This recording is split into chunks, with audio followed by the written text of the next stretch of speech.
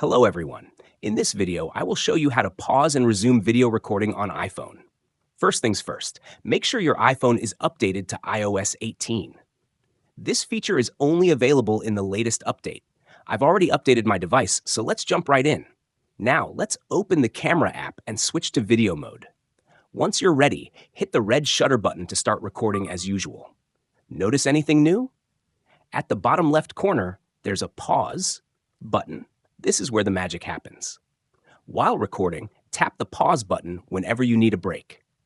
Now, you can take a break without ending your recording. When you're ready to continue, just tap the same button to resume filming.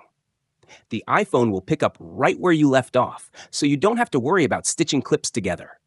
Once you're done, press the shutter button as usual to stop recording. Your video is saved automatically in the Photos app, with both parts already combined. And that's how you pause and resume video recording on iPhone. If this video helped, be sure to leave a like and don't forget to subscribe for more iPhone tips. Thanks for watching and see you in the next one.